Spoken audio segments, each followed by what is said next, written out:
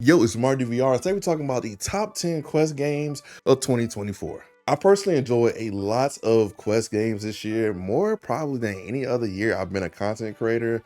And I gotta say, there's been some bangers that have come out for the MetaQuest platform. And just to preface, I do have to say that my list is gonna be different than a lot of content creators' lists, because I just don't focus on AAA or big games. I focus on games that I feel like are genuinely good that people may have missed out on, or it was just really fun. So this is my personal list. If you have your own list, make sure you put it in the comments. Make sure you like and subscribe, the notification bell. There's a lot of you guys don't do that. And before we get into the video, we do have to talk about our sponsor of this video, MetaQuest Plus. Meta is offering 1 month free trial of MetaQuest Plus for new people, and even giving 3 months of MetaQuest Plus people who buy the Quest 3 or the Quest 3S. Even before I was a MetaQuest affiliate, I've been using MetaQuest for months and I've been totally enjoying it. Getting 2 monthly free games and a full access catalog of just amazing games has been awesome. It actually introduced me to one of my favorite mixed reality games of all time, Cubism.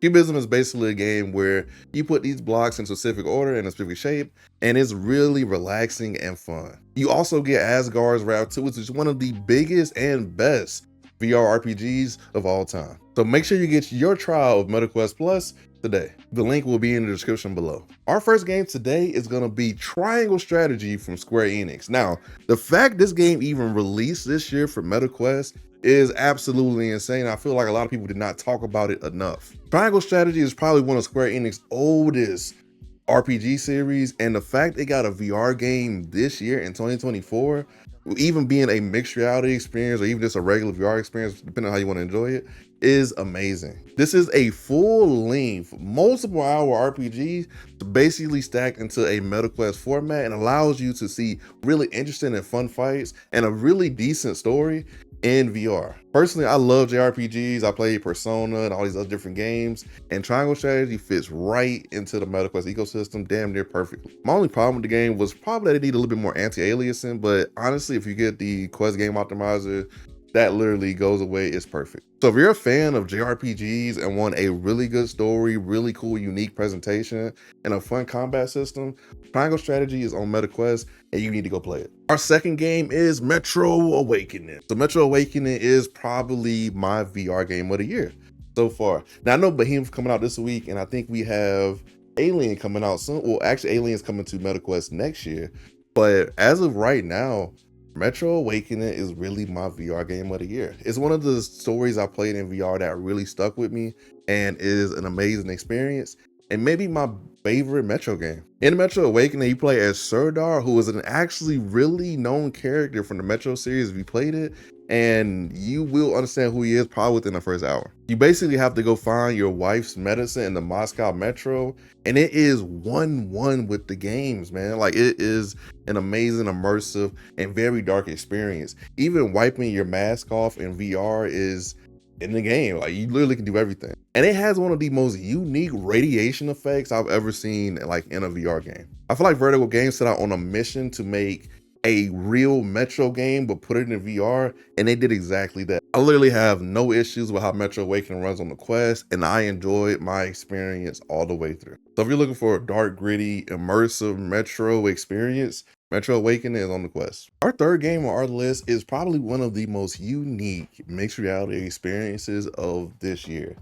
Spatial Ops just came out recently, literally within the past 2 weeks, for the MetaQuest, and it is probably one of the most unique mixed reality, if not VR experiences I've ever had. It's a genius idea. It's a on-rails mixed reality shooter. So you're probably thinking mixed reality and on-rails doesn't make sense. Well, I didn't think so either until I tried it.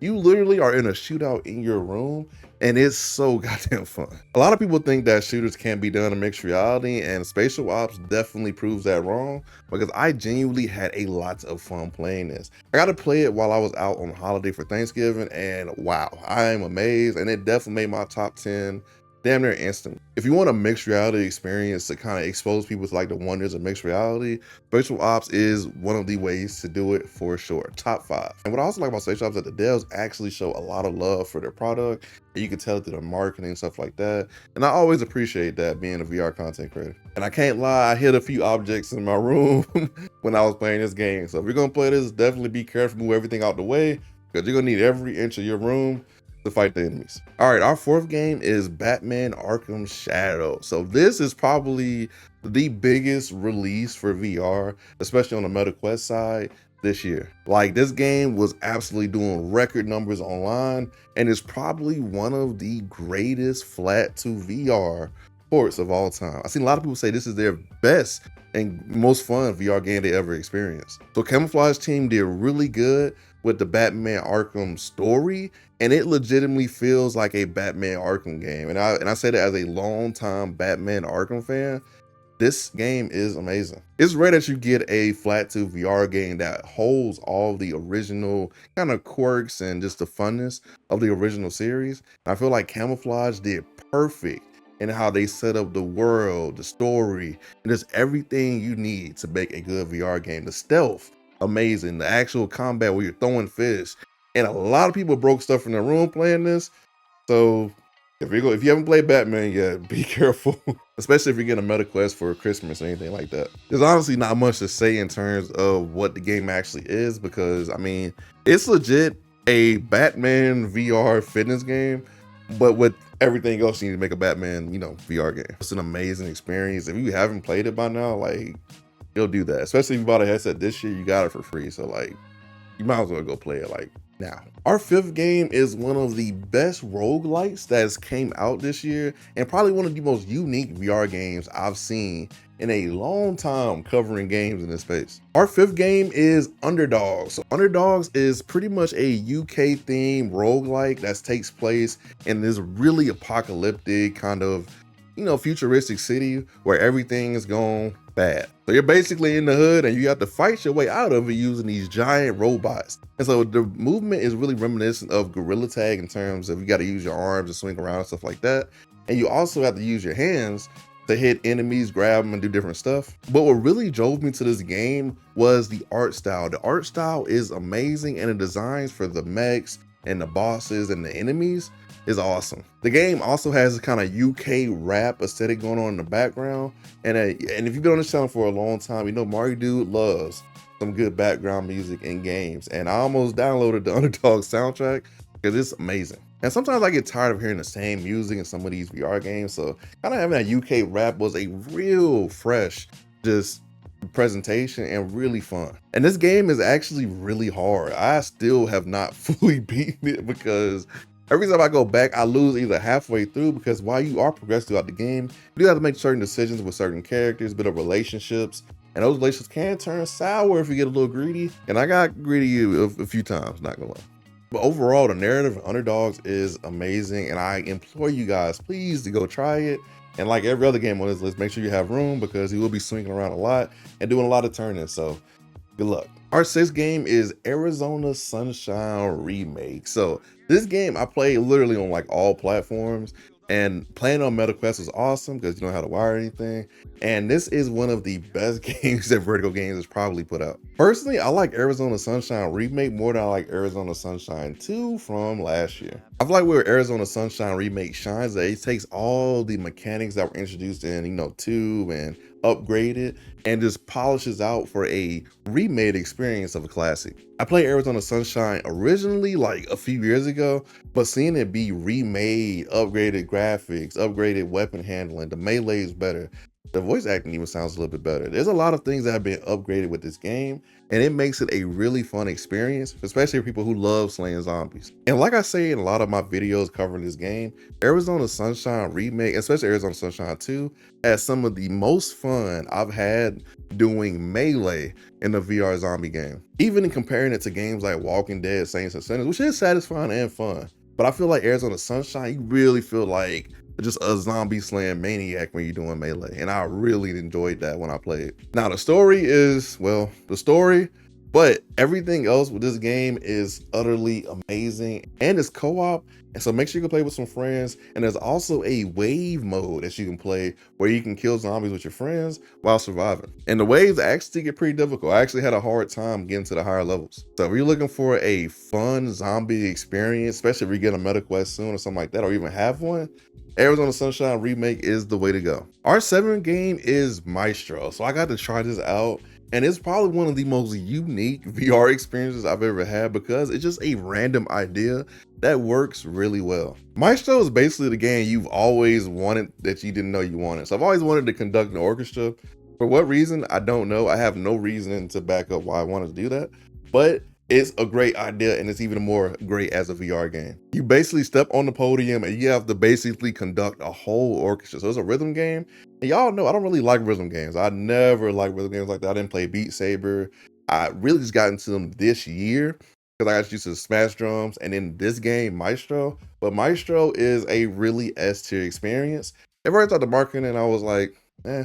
But after actually trying it, my God, it's actually really fun. If you're a person that can appreciate classical music, you're gonna love this game. The actual environment that you're in is really like old Victorian, and the orchestrating itself is actually really difficult. You gotta do a lot of hand waving, and it's a real workout. You're just like this the whole time, like just swinging around. So if you're a person who ever wanted to orchestrate, this is your game. And if you're a person who likes rhythm games, you're gonna love this. And make sure you tell them MartydudeVR sent you because I love this game. Our 8th game is probably one of the most underrated games that's come out on the Meta Quest this year. Ladies and gentlemen, I introduce you to Underworld Overseer. Now, you probably haven't heard of this game, and it's because it came out around the same time that Batman, the Quest 3S, and Triangle Strategy came out. Myron Games, they created some heat, and I'm going to tell you about it today. I have been endorsing this game for months on Twitter, and so now it's time for me to talk about it. Underworld Overseer is basically if you became the boss of a dungeon and you actually have to fight the heroes. And the amount of things you kind of have to juggle as the Overseer is really crazy because, I mean, your minions got to sleep, so you got to build them beds. They got to eat, so you got to build them farms and stuff so they can eat. They also need weapons, so you have to make sure they actually have the research areas so they can get more weapons, and the blacksmiths. It's a lot going on in this game, but it's amazing. And what really makes this game amazing is how difficult it is. So honestly, when you're building up your dungeon, you're so focused on, okay, let me expand, let me get my minions over here.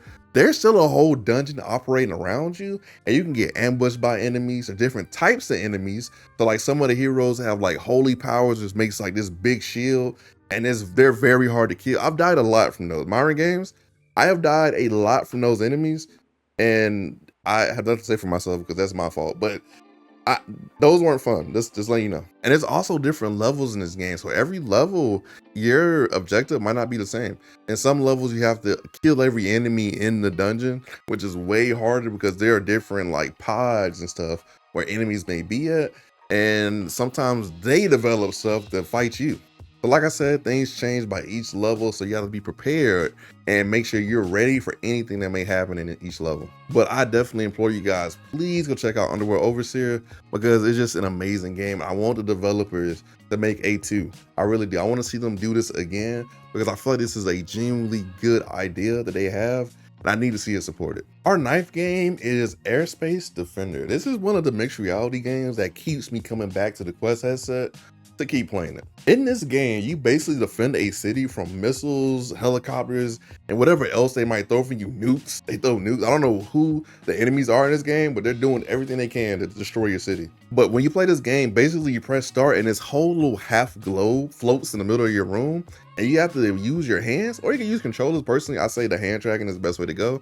All I do is pinch around the city, and the missiles shoot to where you pinch. But the thing is, you have to be smart. We actually have to do a little bit of trajectory planning because sometimes you'll pinch too close to the missile and the explosion will go off right after the missile passes through. We've lost a lot of buildings and cities that way. So you have to actually be pretty meticulous where you click, because if you click in the wrong spot and your city blows up, it might be game over, especially if the wrong bomb gets through. But Airspace Defender is just an amazing VR game to do if you're just sitting around, just chilling, and you just want to play something nice and simple. It's really good, and it's actually kind of difficult. It's really hard to beat this game. I mean, it's even to the point where they have tutorial levels where they actually have to get used to the game before they put you into the real thing. So if you're looking for a really unique and just fun and mixed reality experience, Airspace Defenders is the way to go. I always support these devs because I really feel like they made a genuinely good game, and I want to see them get supported because it's so cool. I would love an Airspace to finish too. And they also are dropping more content for the game. So if you already played it, come back and check out the new content they dropped. And before we get into our last game, make sure you guys check out Sonic Grace. They got probably one of the most comfortable Quest 3 and Quest 3S head straps I've ever used. Their fast charging head strap is a must-have for the Meta Quest and gives you an 8,000 milliamp battery. So that battery lasts me forever while I'm playing on my VR treadmill, which you can also get in the description. And it even has a top strap. So if you're looking for something comfortable and it has a high charge, go check out Sonic Grace. They won't disappoint you. And I also have a link for that in the description. All right, now we're here to our last game. This is the final game of our list, people. And this is probably the most underrated game on this list, debatably. So in this Underworld Overseer, this game we're gonna talk about today is Stilt. So Stilt is literally one of the best VR platformers I've ever played. And I'm mad that the community did not talk about it as much as they should have when it came out. Stilt is basically if you put Super Mario 3D World and put it in VR. This game is amazing. Now it does have that kind of gorilla tag movement, but replace the moving like that, but with stilts on your hands and you bounce around using your hands.